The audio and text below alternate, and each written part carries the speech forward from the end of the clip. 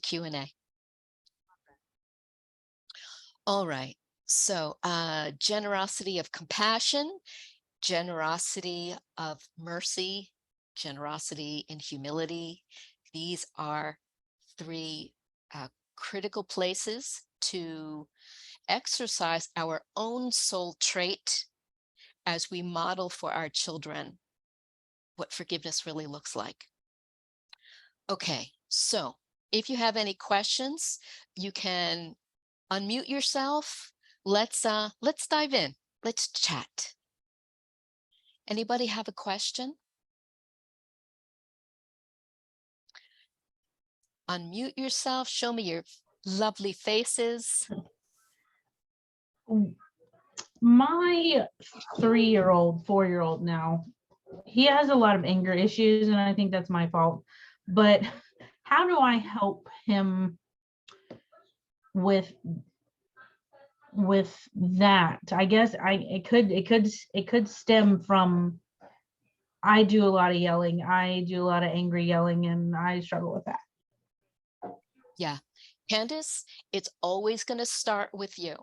It is flat out, no matter, maybe an adult child in their mid-30s start to try and do their own self-healing, but that's how long it takes before you can expect a child to make the right move first. So your anger, you have to look at it. Anger comes from a place of fear. Your tears tell me that there is sadness and pain, maybe your own feelings of rejection or hurt. Yeah, I guess I don't remember much of my childhood, but I have bits and pieces, but I feel like I think it's a trauma response that I've blocked out a lot of childhood stuff because um I I just met my biological father a few years ago, and I have an amazing stepdad, and my mom and my dad. Oh, it's I'm not trying to talk about my mom much, but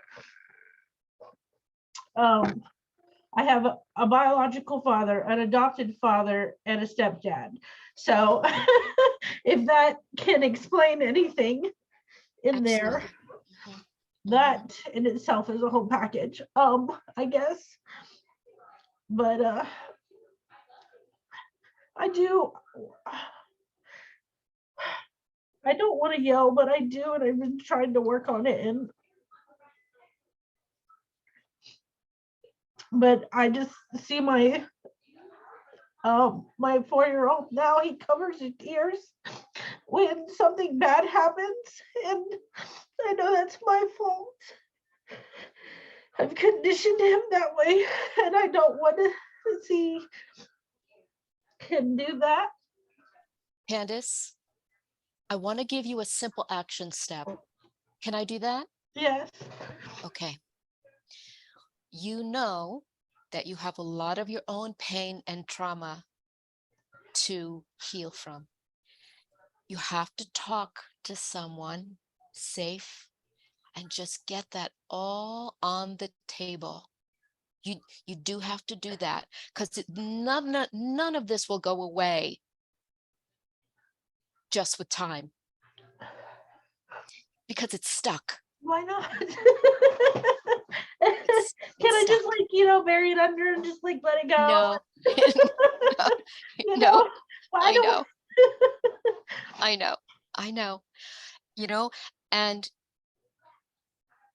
as you do that, that takes time, right? And we want to help your 4-year-old son now, Yes. right now, right? Because Yeah. change is not going to happen overnight. So while you work on that, and you have to, it doesn't, you're not a bad person, you haven't done anything wrong, there's no shame. Just it's like something stuck in there in your digestive system, your emotional digestive system. And if you could not poop, just calling it like it is, if you couldn't poop, you would do something to get that poop out. So, Right. right, this is emotional poop. It's stuck in your digestive system and you got to get it out. All right. While you're working on that, when you feel your body is talking to you. Now this is the action step for your son. Your body is talking to you when you start getting upset. It's sending all of these signals. And because you're ignoring them and not doing anything, it's like a tea kettle. That water is just boiling and boiling, and then it's got to come out. And you can't control it at that point, which is why it keeps happening over and over again, right? Yeah. The action step is to recognize as soon as your body starts talking to you, your body is having a physical response to some sort of stress. You may feel, I shouldn't feel this way over the door just shut loud. I shouldn't feel this way, but you do. Don't ignore, don't shoulda, woulda, coulda to ignore what your body is telling you. Acknowledge it and then do something. Do something. It may be, ooh, I just felt that feeling. Oh my goodness, I need to A, B, C, whatever it is to soothe that feeling and then come back. Give yourself permission to acknowledge the feeling in your body, to stop, drop, and roll. stop, drop, and roll. Do whatever you have to do when you smell smoke. If you need a visual, right? We're going to Yeah. use that. We're Yeah. going to use that house on fire. Soon as you smell smoke, do something. If you smelled smoke, instantly you'd start looking for the source. Instantly you'd start looking to find a solution when you found the source. Well, I can tell you some, like, one of my main, I guess, triggers would be like when I've asked my children to do something, hey, pick up your room, and I've asked them and I asked them and I asked them, and then I guess I don't like, what do I do to stop that from escalating? Like, I will even tell my children, hey, you're really making me very angry when you're not listening to me. I don't know if that's like appropriate to say to them or not. I just, Nobody makes you feel anything. Nobody makes you feel anything. okay. Something happens and you have a reaction to it Okay. and you have a thought, but it's all in your thinking. Haven't we changed the course of the day just by changing our thoughts? Yes. And I'm spending some extra time with Candace here because I'm hoping that we're addressing some things that speak to others here today as well. But I want to give everybody a chance to share something. So I'm going to finish up here. Don't make anybody else responsible for your feelings. It's perfectly okay to say, when you do, I feel. But finger pointing is never going to bring restoration, Okay. right? That's number one. Number two is when you say clean up your room, you are asking for too many things to happen. It's too vague. And it leads to failure immediately. Rather than, I need you to clean up your room, I need you to clean up your room, repeating it often over and then getting louder and then getting desperate. Rather than that, we all need quick, easy wins. Because when you have a quick, easy win, it produces endorphins and your brain says, give me more of that. And so now you're looking for the next way. So example would be, I'm going to say Tommy because that's the name I always use for my examples. Tommy, look at me. That's your first request. That is your first request because you don't know whether you're dealing with a heart of resistance or a heart of cooperation yet. You need to understand where his heart is at. Otherwise, you're talking to him all wrong. Right. If you say, look at me, well, that's the easiest win you can get. Now you're about to prime the pump for success. If he doesn't look at you, you know the heart you're dealing with. You're not ready for clean up your room. That's advanced. That's college. Yeah, okay. Follow me? Yes. Right. Okay. So this is a major, major principle that is that sabotages so many parent-child relationships, is expecting too much too fast. We expect too much too fast from them, and we expect too much too fast from ourselves. Break it down. Reduce your expectations. Make it really, really small. If he looks at you, when you say, "Look at me, Tommy," celebrate that. That's so beautiful. Now you're ready to say, "Can you come with me a minute? Let's go. Let's go to your room." It's gentle, it's sweet, it's kind, it's patient. He doesn't know what's coming. He doesn't know what you want. Yeah. He doesn't need to know yet. He doesn't need to know yet. He needs one simple task. All right. Let's move on. Ruth had a question. Ruth, you're up next. Yes. Hi, ladies. Good morning. I'll turn on my video. Morning. Yay, there you are. I love faces. So I just wanted to kind of reiterate and share a little bit of what I experienced yesterday. Well, as you were sharing on expectations, of course, we bring in, what we grew up with at home. And it's funny because I have my oldest, he's transitioning to 12. So he's a preteen. And so he had spent the night previously with his in-laws. And so in the morning, that morning, or the next day when we were gonna go pick him up for service, I packed his clothes, right? And he's getting in the age where he's just wants a little more independence, and he can pick his own outfits and all that. But what I ended up doing, he had saved a special sweater and a pair of tennis shoes that were brand new, and he left them in the bag for weeks on the bed. So I grabbed that. It's like, and I didn't realize he was saving them for a special occasion.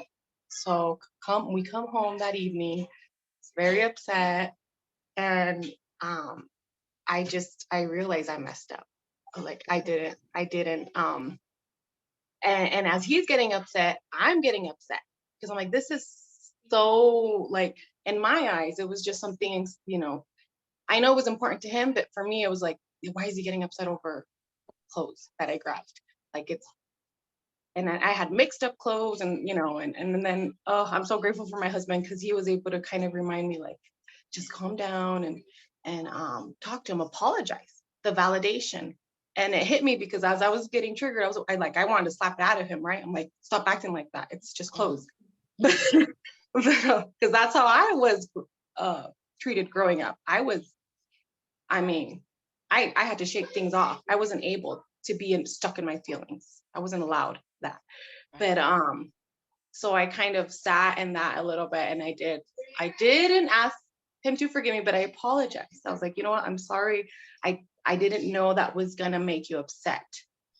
And it took him a while to my husband kind of had to be with him first. And I just stepped away because, like I said, I just know this is triggering me. So I need to step away, calm down, and come back and talk to him later.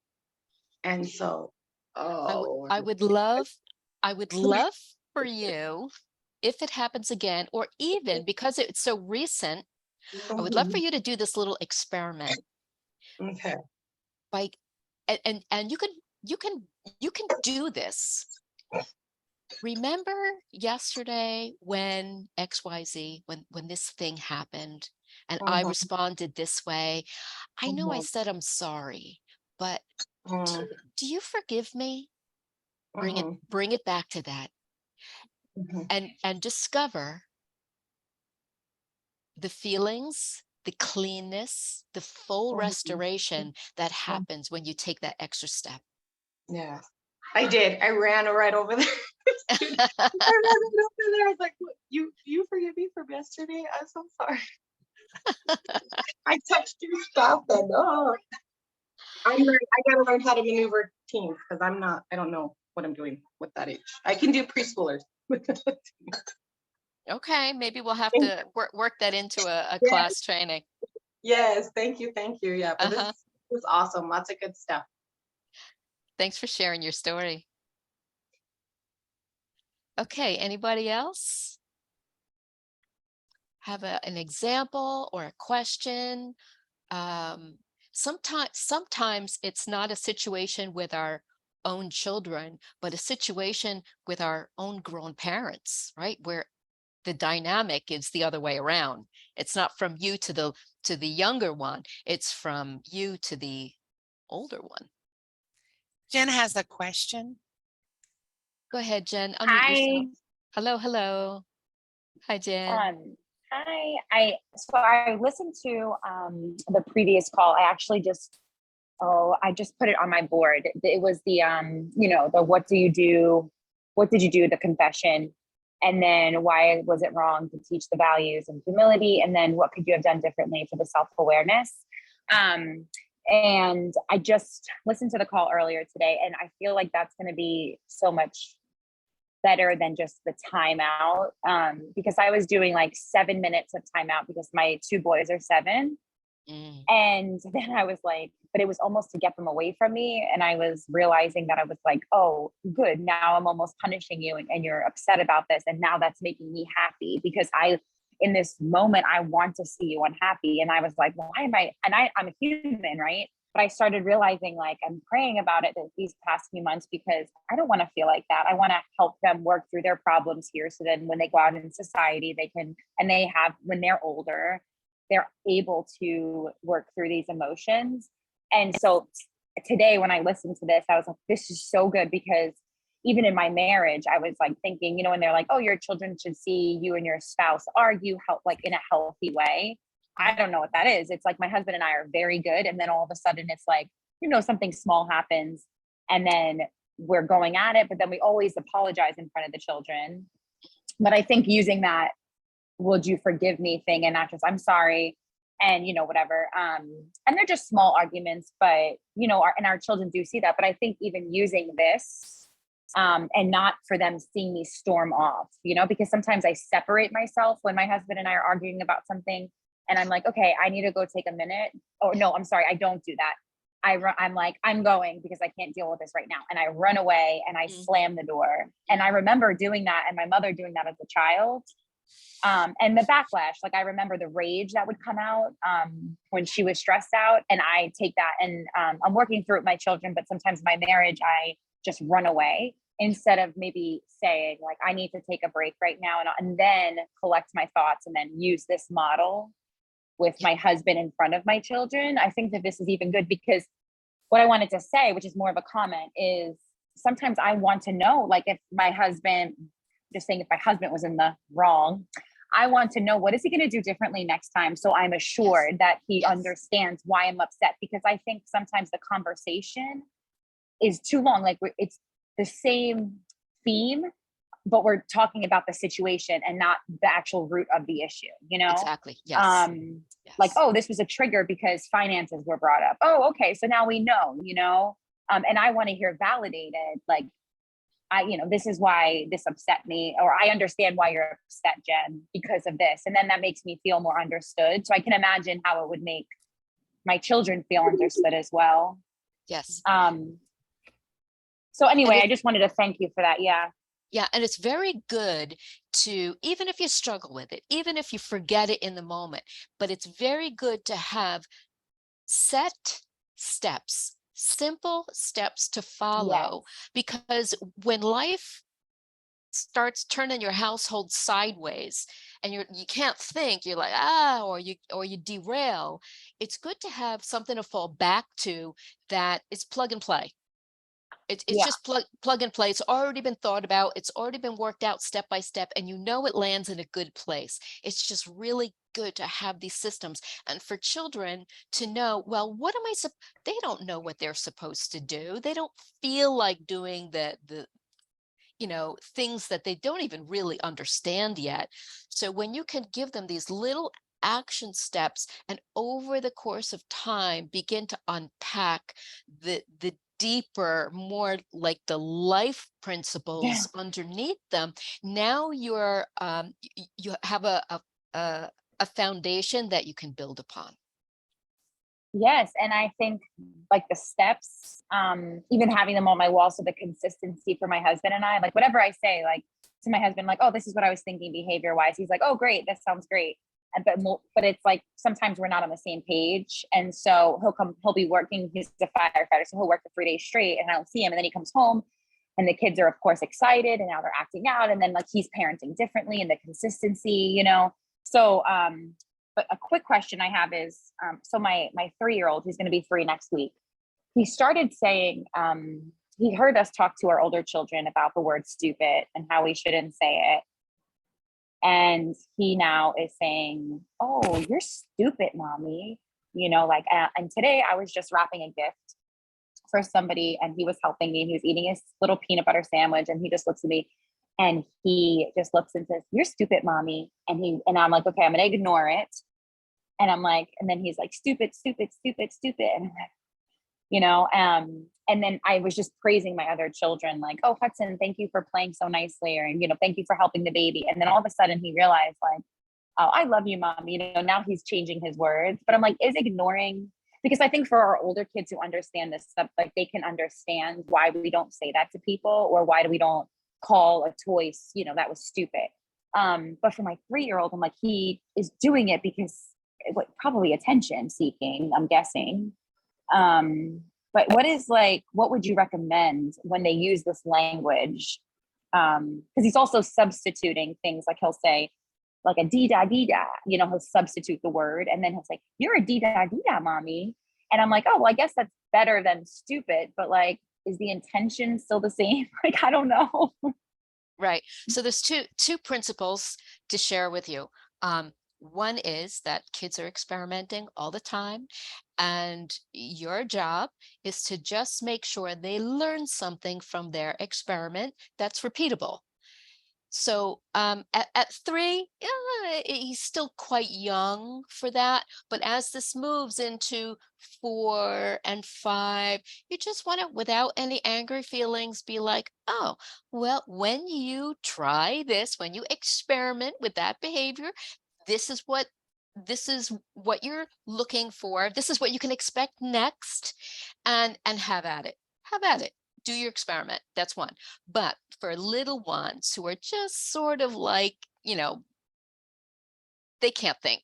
They're just experimenting all over the place. Nothing makes sense. And that's okay, right? Pictures, a picture is worth 1,000 words.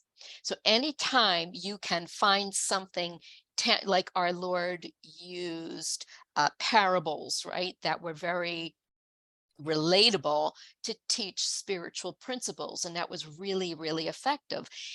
With a 3-year-old in a situation where that you're describing, if you can get a rock and say, if I threw this rocket at you, or you threw it at me, you think it would hurt? A 3-year-old can probably identify with that, right? When you say stupid, it's like you just threw a rock at me. It feels the same way.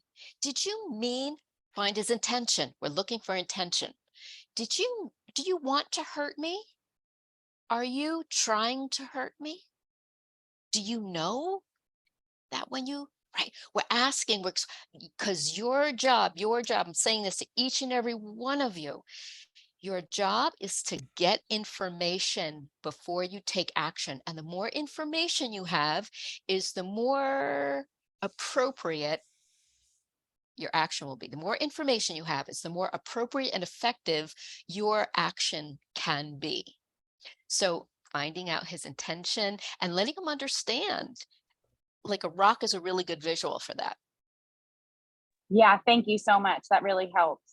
Yeah, it's great. Mhm. Yeah, you're welcome. Okay, I think we have time for one more question. Anybody?